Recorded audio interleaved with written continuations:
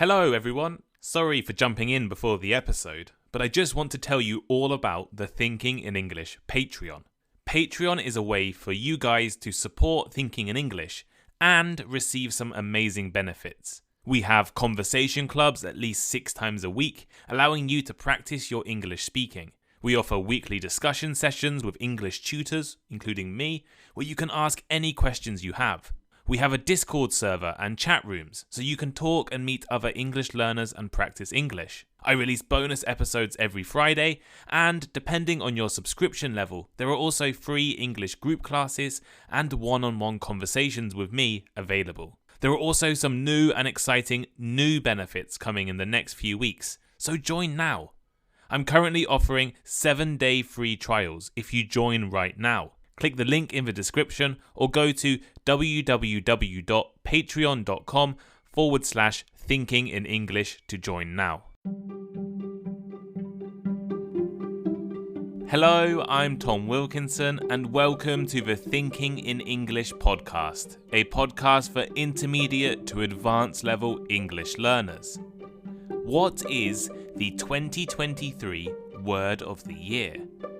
What word best sums up the trends, events, and stories of the past 12 months?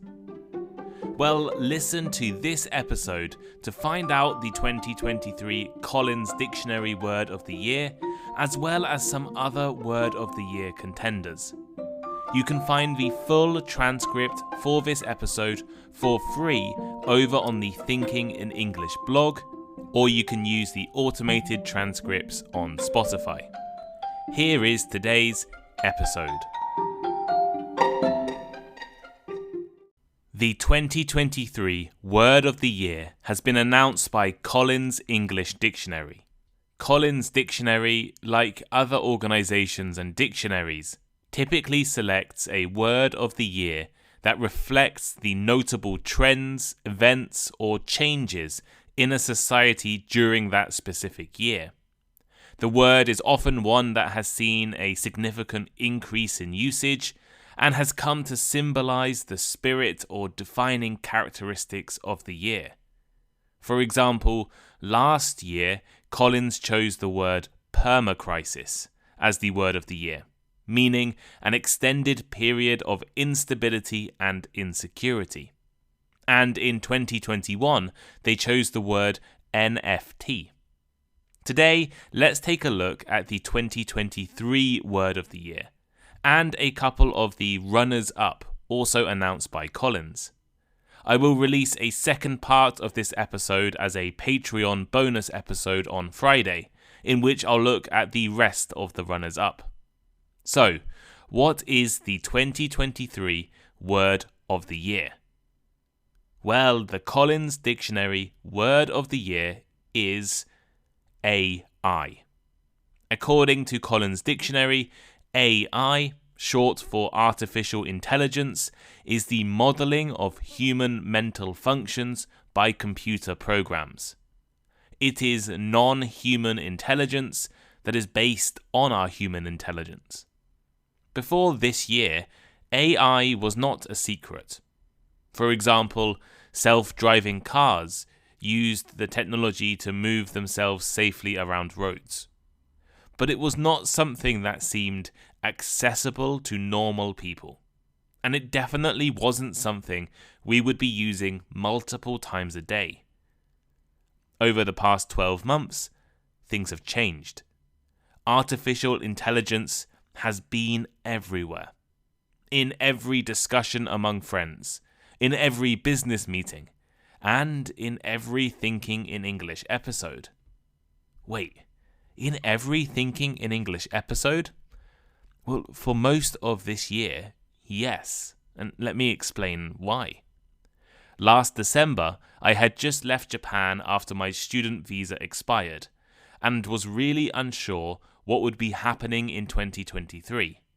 I was staying in my parents' house over Christmas and decided to play with this new tool that had become popular online. It was called ChatGPT, and I was asking it stupid questions and making it create silly poems.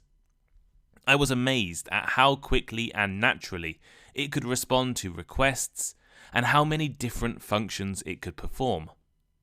As a small business owner, I also instantly saw that this technology could be incredibly useful.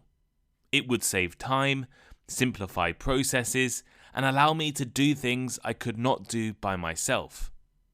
I now use a podcast recording software called Descript, which uses a wide variety of AI tools to transcribe text from audio.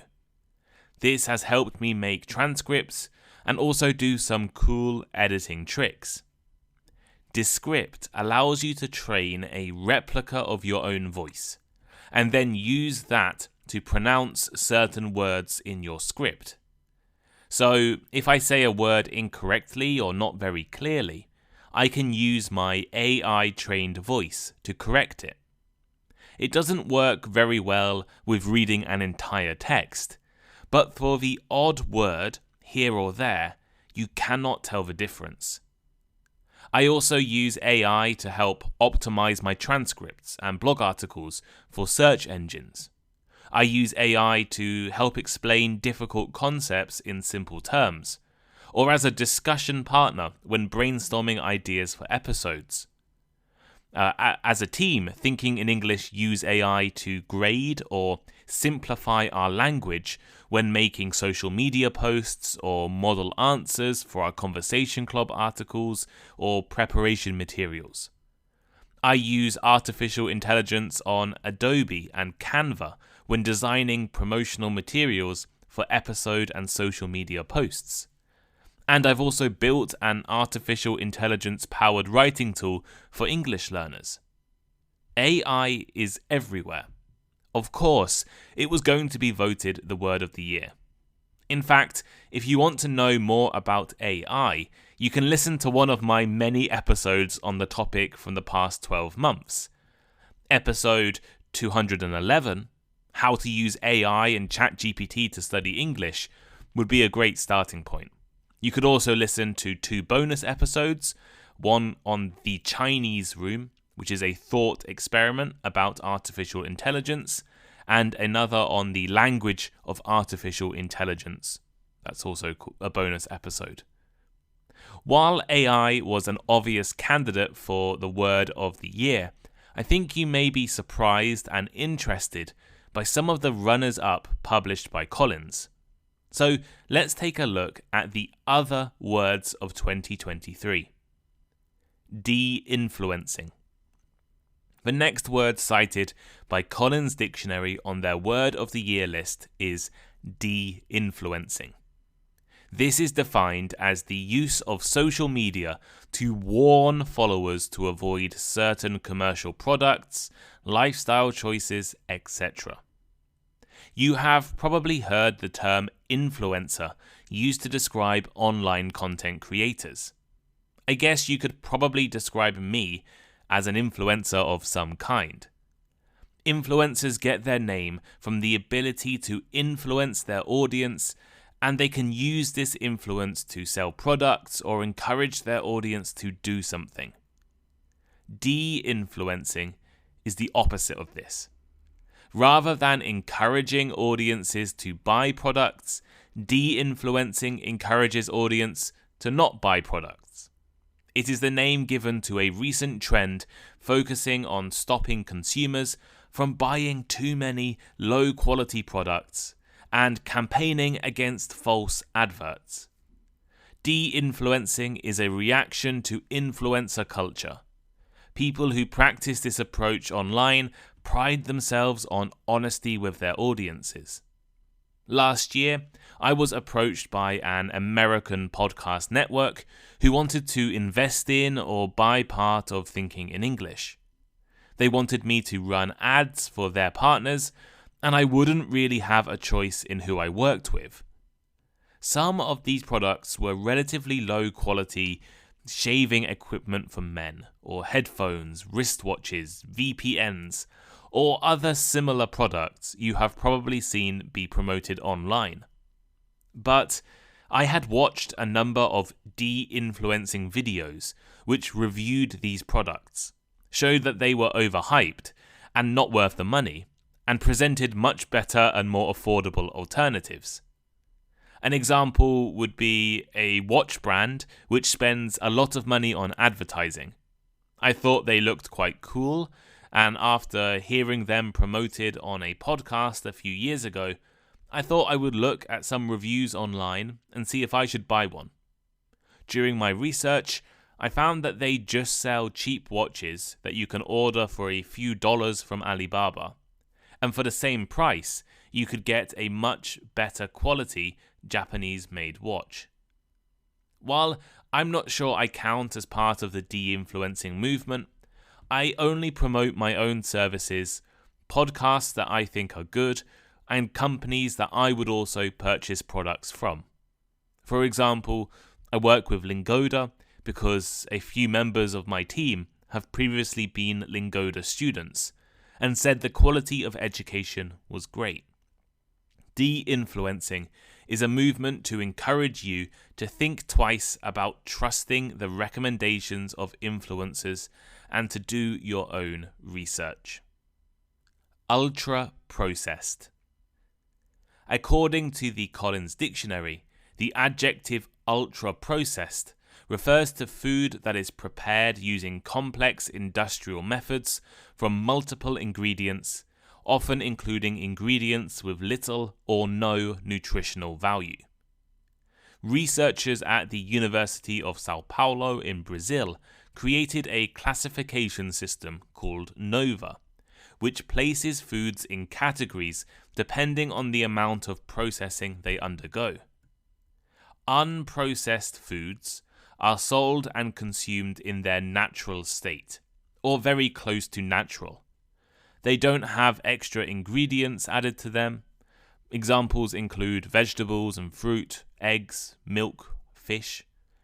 The next category is processed ingredients. This includes ingredients like sugar, salt, or oil. We usually don't eat these foods by themselves. Instead, we add them to other ingredients. A processed food is the result of adding unprocessed foods and processed ingredients together. Unless you only eat raw and unseasoned foods, you will eat processed foods every meal of your day. According to the NOVA classification, a processed food is something that the average person could make themselves. Things like bread and cheese, homemade bread and cheese, pickled foods, or canned vegetables. Ultra-processed foods, the word on Collins' dictionary list, refers to foods that have multiple different ingredients, including chemicals, additives, and preservatives that most people will not be able to use at home. There are countless examples of ultra-processed foods. Meats like ham, bacon, and sausages, snacks like potato chips and ice cream, and drinks including soda and some forms of alcohol. As the ultra-processed food category is so varied, it is difficult to draw general conclusions about the health consequences of ultra-processed foods. But many ultra-processed foods contain high levels of salt, sugar, and saturated fat. Or, as the British Heart Foundation says, eating a diet high in these foods suggests an overall lifestyle that is linked to poorer health. Health has been a major talking point over the past 12 months, and ultra-processed foods have been part of this discussion. Debanking. As a nerd for politics and economics, I've been really interested in a phenomenon called debanking.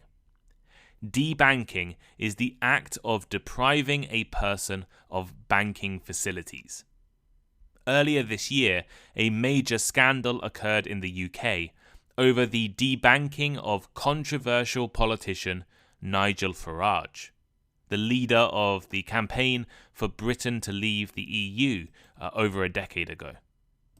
Nigel Farage's bank account with Coutts, an exclusive bank for the rich and famous, was closed at the end of June. After searching for a new account, Farage stated that he had been rejected by 9 different banks, including NatWest, which owns Coutts, and they offered him a personal account but not a business account. Farage submitted a subject access request to Coutts and received a 40-page document revealing that the bank cut ties due to significant reputational risks associated with him, including his high profile, controversial views, alleged Russia connections, and a misalignment with the firm's values on LGBT rights, and his friendship with Donald Trump. In other words, the bank withdrew their services due to his political beliefs. In the aftermath of the controversy, banks are expecting reforms requiring them to give customers 3 months' notice of account closures and provide full explanations for the decision. The UK is increasingly becoming a cashless society, and not having access to a bank account would make it nearly impossible to live and work successfully. Farage is not the only person to experience debanking. Over the past decade, instances of debanking and unexpected bank account closures have increased significantly. Greedflation. In 2023, I have personally noticed things becoming more and more expensive. From the price of my flight to Japan earlier this year to the cost of a Big Mac in McDonald's, prices are rising. While much of this is due to economic pressures and inflation, Collins Dictionary have included greedflation as one of the words of the year. Greedflation is the use of inflation as an excuse to raise prices to artificially high levels in order to increase corporate profits. Inflation causes prices to increase and the value of your money to fall. But it also gives a chance for greedy companies to raise their prices with the excuse of inflation, even if it's not necessary. And according to supporters of the greedflation theory, greedy companies are a major factor behind increasing prices.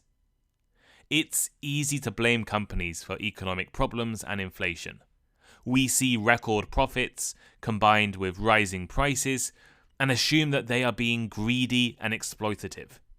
However, attributing inflation just to corporate greed might be a misunderstanding of cause and effect. In the US, for example, corporate profits didn't grow due to price increases, but government support packages during the COVID pandemic, causing a consumer spending boom and then supply chain disruption. Another word you may need to know when discussing inflation is shrinkflation. Shrinkflation occurs when the size or quantity of a product decreases, but it remains the same price. Essentially, consumers get less for the same amount of money. There was outrage in the UK a few years ago when the Swiss chocolate Toblerone increased the space between the famous triangles in their bars, meaning there was less chocolate in the product. This was an example of shrinkflation.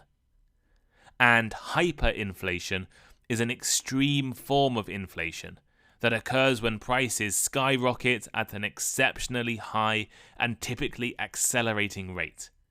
It can lead to a loss of confidence in a currency, as in Venezuela, Zimbabwe, and Weimar Germany in the 1920s. Semaglutide. A semaglutide is a medication used to suppress the appetite and control high blood sugar. This is the medical name for the medication, but you may have heard of its US brand name, Ozempic. The main and original use of semaglutide is to help patients suffering with type 2 diabetes control their blood sugar levels. It has been shown to improve diabetes patients' health and reduce cases of heart attack and stroke. This is not why Collins have named it among the words of the year. In 2021, the drug was approved for use to treat obesity. The drugs are injected weekly and work by lowering blood sugar, regulating insulin, and mimicking or copying a hormone that reduces appetite. This can prompt feelings of fullness, slow stomach emptying, and lead to weight loss in people with obesity and related health issues. Over the past 12 months, celebrities, tech mogul Elon Musk, and TikTok influencers have promoted the use of semaglutides for rapid weight loss. Searching online, you will find countless articles and references to Ozempic.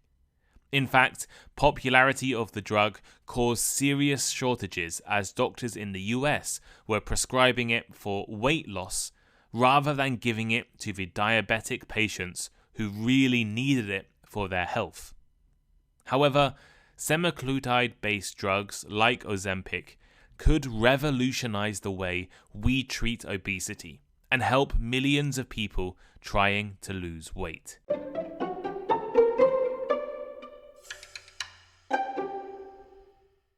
So here is today's final thought. In conclusion, the 2023 word of the year, as declared by Collins English Dictionary, is AI, reflecting the current influence of artificial intelligence in our lives. This choice comes after a year marked by unprecedented integration of AI into various aspects of society, from business operations to podcast creation. While AI was the obvious choice, Collins also highlights intriguing runners-up, such as de-influencing, ultra-processed, debanking, greedflation, and semaglutide. On Friday, I will release the second part of this episode on Patreon.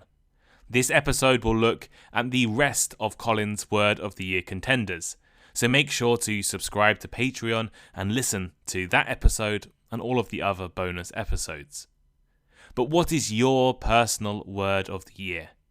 Leave your word of the year and why it is your word of the year in the comments.